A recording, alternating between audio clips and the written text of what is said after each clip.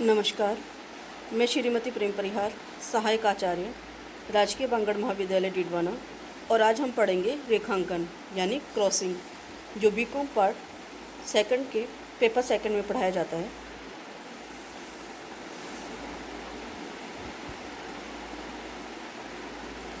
भारतीय विनिमय साध्य विलेख अधिनियम 1881 की धारा 123 तथा 124 के अनुसार जब किसी चेक के मुख पृष्ठ पर दो तिरछी रेखाओं या समांतर रेखाएं अथवा एंड कंपनी या इसके पीछे संक्षिप्त रूप में दो तिरछी रेखाएं समांतर रेखाएं जिन्हें कहते हैं खींची हो, चाहे इनके बीच में नॉट नेगोशिएबल या अप्राक्रम्य शब्द लिखा हो अथवा नहीं, इसे रेखांकन कहा जाता है।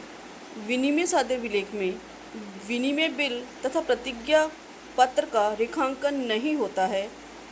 रेखांकन केवल चेक, बैंक ड्राफ्ट तथा पोस्टल ऑर्डर पर ही होता है। यानी कि चेक, बैंक ड्राफ्ट तथा पोस्टल ऑर्डर के खोने अथवा चोरी चले जाने की अवस्था में गलत लोगों को भुगतान की संभावना रहती है। अतः इनके भुगतान को रोकने और जोखिम से बचने के लिए इन विलेखों के मुख पृष्ठ पर दो समांतर रेखाएं या दो तिरछी समांतर रेखाएं खींचकर उनके बीच में कुछ शब्द लिख देते हैं, जिसमें एंड कंपनी अथवा अकाउंट पे ओनली जैसे शब्द लिखे जाते हैं, जिनका मतलब है कि यदि इन विलेखों के चोरी चले जाने अथवा खो जाने पर भी उनका भुगतान बैंक के काउंटर पर न होकर के खाते में जमा द्वारा किया जाता है, ताकि भुगतान प्राप्तकर्ता की पहचान स्पष्ट हो जाती है। चूँकि चेक ग्राहक बैंक पर लिखा गया एक मांग पर देय शर्त रहित आदेश होता है, अतः उसका लेखक उस पर कोई शर्त तो नहीं लगा सकता, लेकिन रेखांकन करके चोरी अथवा खो जाने की जोखिम से सुरक्षा प्रदान कर सकता है। वह रेखांकन से अपने बैंकर को निर्देश देता है कि इसका भुगतान खिड़की पर न करके बैंक खाते में जमा करके करें। जब चेक पर दो तिरछी समांतर रेखाएं न खींची हो तो ऐसा चेक खुला चेक अथवा अरेखांकित चेक कहलाता है। बैंक उसका भुगतान खिड़की पर कर देता है, पर उसमें कभी कभी चेक चोरी हो जाने या खो जाने पर गलत आदमी को भुगतान प्राप्त करने की संभावनाएं रहती है, इसलिए रेखांकन किया जाता है। रेखांकन की प्रमुख विशेषताएं। रेखांकन मुख पृष्ठ पर ही होता है। चेक, ड्राफ्ट अथवा पोस्टल ऑर्डर का रेखांकन उसके मुख पृष्ठ पर ही होता है। चेक की पीठ पर रेखांकन अवैध अथवा अर्थहीन माना जाता है। मुख पृष्ठ पर दो तिरछी समांतर रेखाएं खींचकर ही रेखांकन किया जाता है। रेखांकन केवल चेक, ड्राफ्ट अथवा पोस्टल ऑर्डर का ही होता है। विनिमय बिल अथवा प्रतिज्ञा पत्र का रेखांकन नहीं किया जाता है। रेखांकन में निश्चित शब्दों का प्रयोग किया जाता है। रेखांकन करते समय दो तिरछी समांतर रेखाओं के बीच एंड कंपनी अथवा payee as account only, not negotiable, only account payee आदि शब्दों का प्रयोग करके हम इसका रेखांकन कर सकते हैं। परंतु यही शब्द का प्रयोग किया जाए, इसके संदर्भ में कोई निश्चित अनिवार्यता नहीं है, पर इन शब्दों के प्रयोग से निश्चित निर्देश की पूर्ति अवश्य हो जाती है।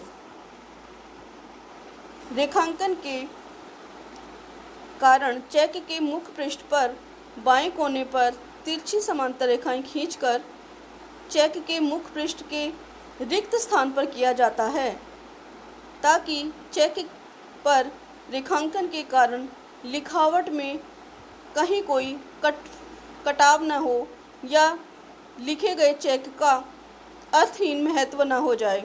इसलिए रेखांकन करते समय यह ध्यान रखा जाता है कि चेक के मुख पृष्ठ पर या कोने पर दो समांतर रेखाएं खींच करके रेखांकन करें। रेखांकन कोई भी व्यक्ति कर सकता है, किंतु रेखांकन की समाप्ति केवल लेखक द्वारा ही संभव होती है, किसी अन्य व्यक्ति द्वारा नहीं। रेखांकन के प्रकार। चेक अथवा ड्राफ्ट पर रेखांकन दो प्रकार से किया जा सकता है, जिसमें सामान्य रेखांकन और विशेष रेखांकन। सामान्य रेखांकन अधिनियम की धारा 123 के अनुसार जब चेक के मुख पृष्ठ पर दो समांतर रेखाएं खींची गई हो तथा उनके बीच में नॉट नेगोशिएबल या एंड कंपनी आदि जैसे शब्द लिखे हों अथवा न हों, तो ऐसा रेखांकन सामान्य रेखांकन कहा जाता है। इस रेखांकन का प्रभाव यह होता है कि रेखांकित चेक का भुगतान बैंक की खिड़की पर न होकर किसी बैंक के माध्यम से खाते में जमा द्वारा ही होता है। यदि रेखांकित चेक भुगतान के लिए बैंक की खिड़की पर प्रस्तुत किया जाता है तो उसका खिड़की पर भुगतान देने की व्यवस्था नहीं होती है। ऐसे चेक का भुगतान प्राप्त करने के लिए लेनदार या चेक को देनदार बैंक में अपने खाते में जमा करवा दे, और अगर देनदार बैंक में उसका खाता न हो तो जिस बैंक में खाता हो उसमें उसे संग्रहण या कलेक्शन के लिए दिया जाता है। इससे यह स्पष्ट हो गया कि रेखांकित चेक का भुगतान बैंक में खाते में जमा द्वारा ही होगा और उसका भुगतान खिड़की पर नकद में नहीं किया जाता है। विशेष रेखांकन विनिमय साध्य विलेख अधिनियम की धारा 124 के अनुसार जब किसी चेक के मुख पृष्ठ पर खींची गई समानांतर तिरछी रेखाओं के बीच किसी बैंक का नाम लिख दिया जाता है, चाहे उसके साथ कोई अन्य शब्द संक्षिप्त रूप में लिखे गए हों अथवा नहीं, ऐसा रेखांकन विशेष रेखांकन कहलाया जाएगा और लिखित बैंक के नाम रेखांकित माना जाएगा। विशेष रेखांकन की कई विशेषताएं हैं, जिनमें विशेष रेखांकन में भी चेक के मुख पृष्ठ पर दो समांतर रेखाएं खींचकर किया जाता है। किसी बैंक विशेष का नाम इन समांतर रेखाओं के बीच में लिखा होता है। बैंक विशेष का नाम यहाँ लिखना बहुत अनिवार्य है। ऐसे चेक का भुगतान उस बैंक विशेष के माध्यम से ही संभव होता है जिसका नाम रेखांकन में लिखा गया है, अन्य बैंक के द्वारा नहीं। विशेष रेखांकन में एंड कंपनी, नॉट नेगोशिएबल आदि शब्द लिखे जाने आवश्यक हैं अथवा नहीं, ये रेखांकन को प्रभावित नहीं करते हैं। विशेष रेखांकन में केवल बैंक का नाम लिखना जरूरी है, चाहे दो आड़ी या तिरछी रेखाएं खींची हो अथवा न हो।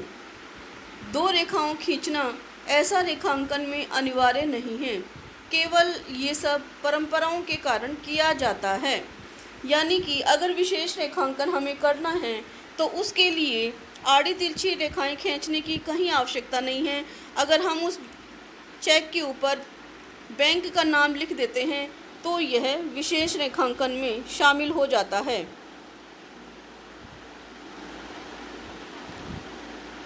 सामान्य रेखांकन एवं विशिष्ट रेखांकन में अंतर। परिभाषा के आधार पर सामान्य रेखांकन की परिभाषा विनिमय साध्य विलेख अधिनियम की धारा 123 के अंतर्गत दी गई है, जबकि विशेष या विशिष्ट रेखांकन की परिभाषा विनिमय साध्य विलेख अधिनियम की धारा 124 के अंतर्गत दी गई है। दो सामान्य रेखाएं खींचना।